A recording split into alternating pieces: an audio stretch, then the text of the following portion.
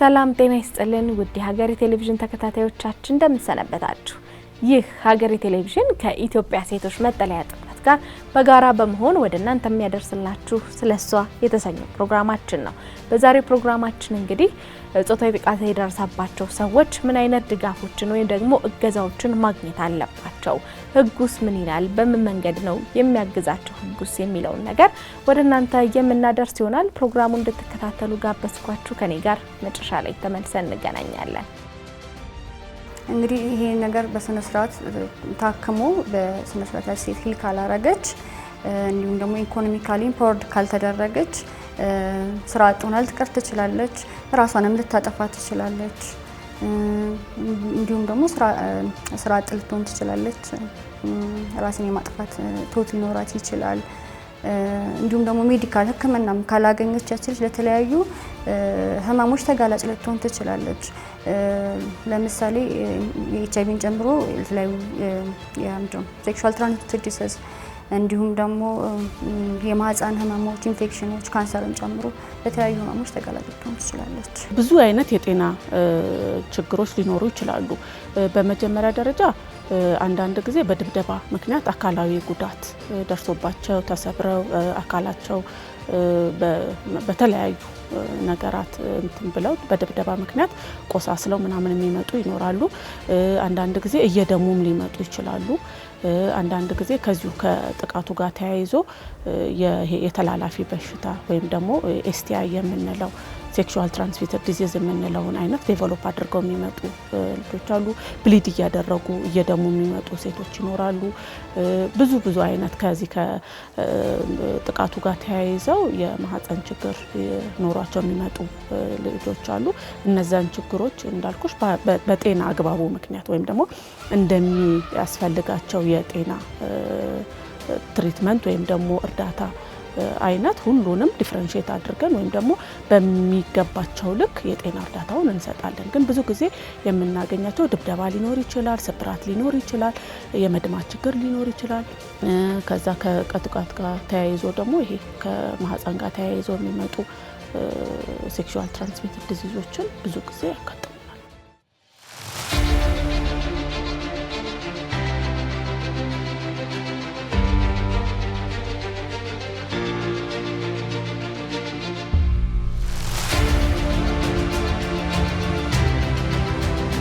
ከብዙ ጥቃት ከደረሰባቸው ሴት ልጆች ጋር ሰርቻለሁ። የመጀመሪያው ካውንስሊንግ ወይም የስነ ልቦና አገልግሎት ራሱን የቻለ ባለሙያ ሊኖረው ይገባል። በአብዛኛው ደግሞ ጂቪቪን ስናይ እንግዲህ በጣም ኢሹ ቀላል የምንለው አይደለም፣ የሚያደርሰው ተጽዕኖ ከባድ ነው። ስለዚህ ባለሙያው የራሱ የሆነ ስታንዳርድ አለው። የሚወስዳቸው ጂቪቪን በስለ ጂቪቪ የሚወስዳቸውን ስልጠናዎችም ስላሉ ሞር ባለሙያው ስለዛ ነገር ያውቃል። በባለሙያ ነው መሰጠት ያለበት ምንም አይነት የስነ ልቦና አገልግሎት እና ማህበረሰቡ አንደኛ መጀመሪያ ወደ እንደዚህ አይነት ቦታዎች ሪፈር ማድረግ ራሳችን አንዳንድ ጊዜ በተለምዶ ሰዎች ምንም አይነት ጥቃት ወይም ደግሞ ጉዳት ሲደርስባቸው ማጽናኛ የሚመስሉን የምንጠቀማቸው ቃላቶች አሉ። እነሱ ግን ባለሙያ ካልሆነ ያንን ነገር የሚያደርገው እናጽናናለን ብለን አሁን በአብዛኛው አይዞሽ እንላለን። በስነ ልቦና አገልግሎት ግን አይዞሽ አይባልም። መልሶ አይዞሽ መባሉ ለምን አይዞሽ ይባላል የሚል አስተሳሰብ ውስጥ ልጅቷ እንድትገባ ያደርጋታል ማለት ነው። ስለዚህ ራሱን የቻለ ቴክኒክ አለው፣ ፕሮሰስ አለው። መጀመሪያ ስትመጣ ጀምሮ ከአቀባበል እንዲመቻት ከማድረግ ሴፍቲዋን ከመጠበቅ ከዛ ደግሞ በሪስፔክት ልናናግር ይገባል። ይሄ ነገር እሷ ላይ እንደደረሰ ብቻ የምታስብ ልጅ ልትመጣ ትችላለች። ለምን እኔ የሚል ጥያቄ ነው በአብዛኛው ጂቪቪ የደረሰባቸው ሰዎች የሚያነሱት ከአይምሯቸው። ለምን እኔ ብቻ ለምን ሆንኩኝ? ፈጣሪ ላይም ሆነ ማህበረሰቡ ላይ የሚጠይቁት ጥያቄ ይሄ ነው። ስለዚህ እንደዚህ አይነት ሀሳቦችን ይዘው ስለሚመጡ ባለሙያው ምን ማድረግ እንዳለበት ያውቃል። ስለዚህ ማህበረሰቡ ማድረግ ያለበት ወደ ባለሙያ መውሰድ። ኖርማሊ እንደ ሼልተር ይሄ ካውንስሊንጉ እንዳለ ሆኖ መጀመሪያ ግን ከቤት ይጀምራል ብዬ አስባለሁ። ማለት ልጆች ቤተሰቦች እንደ እናት እንደ አባት ልጁን ሲያሳድግ እንዴት አድርገው ያሳድገዋል? መጀመሪያ ልጄ ችግር ቢያጋጥመው ምን ማድረግ አለበት? ችግር ካጋጠመው በኋላ እኔ እንዴት እቀበለዋለሁ? እንዴት አድርጎ ይቀበለኛል? ወንድ ልጅ ሆኖ ስለተደፈረ ወንድነቱ ይቀራል ማለት አይደለም። ነገር ግን መልካም ጤናማ ወንድ ሆኖ እንዲያድግ እንደ አባት እንደ እናት እኔ ምን አድርጌ ማለፍ አለብኝ? ከዛ ደግሞ እንደ ማህበረሰብ ሰፖርት የምናደርገው እንዴት ነው? መጣች የሆነ የሰፈር መተቋቋሚያ አለፈ እሱ ልጅ ነው እሷ ልጅ ነች ከሚለው ባለፈ ያን ልጅ ጤናማ ዜጋ ሆኖ አድርጎ ለማሳደግ ሰፈር ላይ የሚያገኙት ጎረቤቶች እንዴት አድርገው ሰፖርት ያደርጉታል የሚለው ነገር በጣም ማተር ያደርጋል። ጓደኞች እንዴት ነው ማግለል ነው ወይ የሚታያቸው ነው ወይስ ምንም ችግር ቢፈጠር ኢትስ ኦኬ አለንልክ ጓደኛችን ነህ ጓደኛዬ መሆንክ አይቀርም እንትን አያቆምም ችግር ስላጋጠመ ወይ ስለተደፈርሽ ወይ ስለተደፈርክ ጓደኛዬ መሆንህ አያቆምም። ነገር ግን በይበልጥ ጓደኝነታቸውን አጠንክረው ይቀጥላሉ ወይ? እንዴት መሰለሽ አሁን የሆነ ልጅ ሲደፈር የሆነ የምናስበው ልጁ ወይ ቤተሰቡ ምናምን ብለን ነውና ግን በጣም ለየት ይላል። እንደው የሚያጋጥመን ባለፈው የተደፈረው ልጅ እኮ እሱ ነው እንዳትቀርበው ምናምን ይነካሻል የሚባል ገና ሌላ ጥያቄ ስላለባቸው ማግለል ነው የሚታየው ሰው። ስለዚህ ማግለል ላይ ከመድረሳችን በፊት ሶሻል ሰፖርታችን ምን ያህል ነው፣ እንደ ጎረቤት ሰው እንዴት የጎረቤቱ ልጅ ይጠብቃል የሚለውን ማየት መቻል አለበት። ጤናማ አደጋገፍ እንዴት ነው? የሰውን ቃል አንደበት እንደሚሰብረው ሁሉ የሰው ቃል ደግሞ የሰው ልጅ ይጠግናል። ስለዚህ ከአንደበት የሚወጣው ቃል ለዛ ሰው ጤና ይሆነዋል ወይ የሚለውን ነገር ማሰብ ይጠይቃል።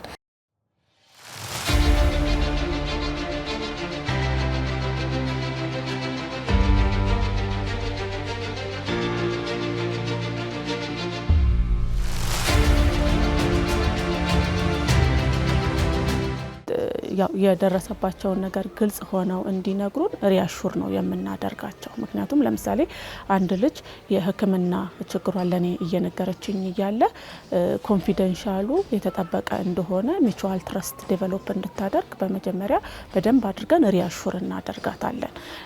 የሚደረገው ነገር ወይም ደግሞ የምናደርገው ቃለ ምልልስ እኔና እሷ ካልሆነ በስተቀር ሌላ ለሶስተኛ ሰው ወይም ደግሞ ለአሳልፈን እንደማንሰጠው ሪያሹር እናደርጋታለን። እና ያንን ስናደርጋት ምንድነው እንትን ያው ተረጋግታ ላለባት ችግር መፍትሄ እንዲሰጣት ግልጽ ሆና ተናግረናለች። በዚህ አጋጣሚ የሪፈራል ሊንኬጃችን ለምሳሌ ከጤና ጣቢያው ጋር ምናልባት ኬዙ ሪፈር ቢደረግ ከጤና ጣቢያው ጋር ጥሩ የሆነ የስራ ግንኙነት ስላለ የኛ ልጆች አንድ ቦታ ላይ ነው እንትን እንዲሉ የምናደርጋቸው ስቶሪያቸውን ይሄ ያላቸው እንትን ነገር ዲስክሎዝ የማይሆንበት ምክንያቱም በእድሜ በጣም ትንሾች ናቸው። በእድሜ ትንንሽ ልጆች እርጉዝ ሆነው ይመጣሉ።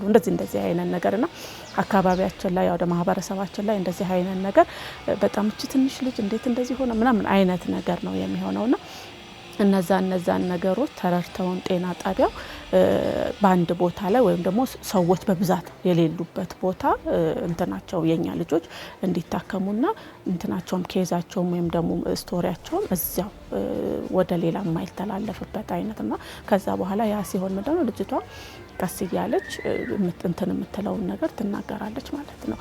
ሌላው ምንድነው ጾታም ሴት መሆኑም ደግሞ አንዳንድ ጊዜ ያው አሁን ወንድ ሐኪም ቢሆን ወንድ እንትን ቢሆን ትንሽ የማፈር ካልቸራሪ እንትን የማለት ነገር አለ። ስለዚህ አንዳንድ ጊዜ እንደዚህ አይነት ነገር እሷ ብቻ እንዳልሆነች ብዙ ሰው እንደዚህ አይነት ችግር እንደሚገጥመው እነዚህ ማለት ያው ምን ፈጥረው ሚሻል አንደርስታንድ እንትናችን ላይ እነዚህ ነገሮች ተናግረን ልጅቷ በደንብ ያላትን የሚሰማትን ነገር ግልጽ ሆና እንድትነግረንና ግልጽ ሆና መናገሯ ደግሞ በቀጣይ ለምናደርገው የጤና እርዳታ ወይም ደግሞ ለምናደርግናት የጤና እንትን በጣም አስፈላጊ እንደሆነ መጀመሪያ ላይ ለልጅቷ ገለጻ እናደርጋለን።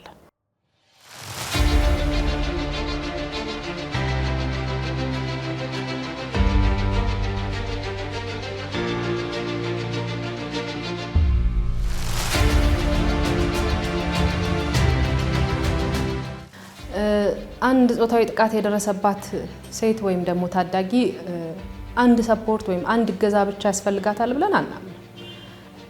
ሆሊስቲክ ወይም ደግሞ ጠቅለል ያለ እገዛ ያስፈልጋታል። የሕክምና ድጋፍ ብቻ አድርገንላት አንተዋትም። የሕግ ድጋፍ ብቻ አድርገን አንተዋትም። ደህንነቱ የተጠበቀ ቦታ መጀመሪያ መሆን መቻል አለባት። የመጀመሪያው ደህንነቱ ያልተጠበቀ ቦታ ስለሆነች ወይም ደግሞ የእሷ ደህንነት የተጠበቀበት ቦታ ስለተረበሸ የአካባቢ ለእሷ ደህንነቱን ከዛ በኋላ መጠበቅ ስላልቻለ ለእሷ ሴኪዩር የሆነ ሴፍ የሆነ ኢንቫይሮንመንት ልንፈጥርላት ይገባል።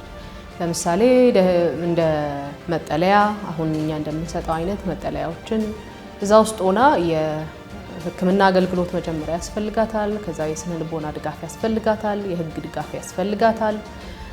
ለምሳሌ ይሄ ጥቃት ሲደርስባት ቀጣይ ስራዋ ሊረበሽ ይችላል። ምናልባት መስሪያ ቤቷ አካባቢ ሊሆን የደረሰባት ሊሆን ይችላል፣ ቤቷ አካባቢ ሊሆን ይችላል።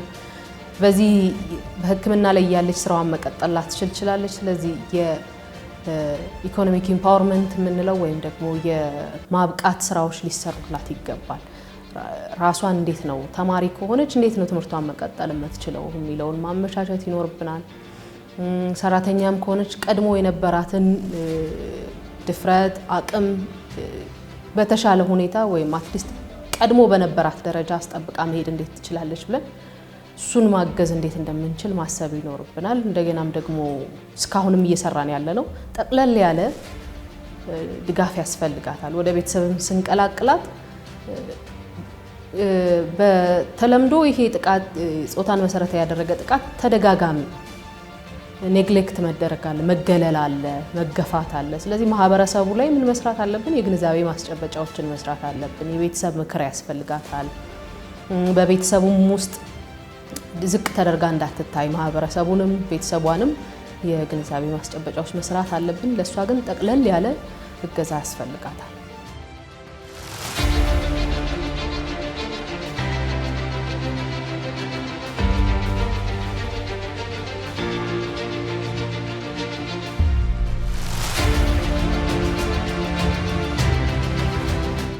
ጥቃት እስከሆኑ ድረስ የወንጀል ተግባራት እስከሆኑ ድረስ በፍርድ ቤት ሂደት ነው የሚታዩት ማለት ነው። ከፖሊስ ምርመራ ጀምሮ እስከ ውሳኔ እስከሚሰጥበት ድረስ ፖሊስና የፍርድ ቤት ባለሙያዎችን ነው የሚያካትተው ማለት ነው። እነዚህን ተግባራት ደግሞ ሲፈጽሙ የራሱ የሆነ አካሄድ ይኖረዋል። እንደየወንጀሉ እንዳፈጻጸሙና እንደየህጉ የራሱ የሆነ አካሄድ ይኖረዋል። በዚህም መሰረት ለየጥቃቶቹ የስራትም ሆነ የገንዘብ መቀጮ የተለያዩ የቅጣት አይነቶችን ያካተተ ምላሽ ይሰጥባቸዋል ማለት ነው። ጥበቃ አካል ሊሆን ይችላል፣ የፖሊስ አካላት ሊሆኑ ይችላሉ። ያን ያህል ፋክሽናል ናቸው ማለት አንችልም። የመከላከል ስራውን ኢቭን ለራሳቸውም ደህንነት የሚፈሩበት ሁኔታ አለና አሁን ባለንበት ሁኔታ እንደ አዲስ አበባን ብቻ ሳይሆን እንደ ሌሎች ክልሎችን እንደ ጦርነት ላይ እንዳለች ሀገር ስናስብ በጣም ብዙ ጥቃቶች እየደረሱ ነው። ስለዚህ በዛ ደረጃ ደግሞ ህጉ ምላሽ እየሰጠ ነው የሚለው ነገር በጣም ጥያቄ ውስጥ ይከተናል። ሴቶች ደህንነት ተሰምቷቸው ሴት ህጻናት በተለይ ደግሞ ደህንነት ተሰምቷቸው ትምህርት ቤት ይሄዳሉ ወይ ይንቀሳቀሳሉ ወይ የሚለውን በጣም ጥያቄ ውስጥ ይከተናል እና በዛ መልክ በሚፈለገው መልክ ህጉም ደግሞ እንደውም መቅደም ነው ያለበት ከማህበረሰቡ አስተሳሰብና ካለው ኑሮ ሁኔታ ግን በዛ መልኩ ግን ከለላ እያገኙ ነው። ውሳኔዎችም ደግሞ አጥጋቢ ናቸው ወይ አስተማሪ ናቸው ወይ ስንል እንደዛ ነው ብዬ አላስብም።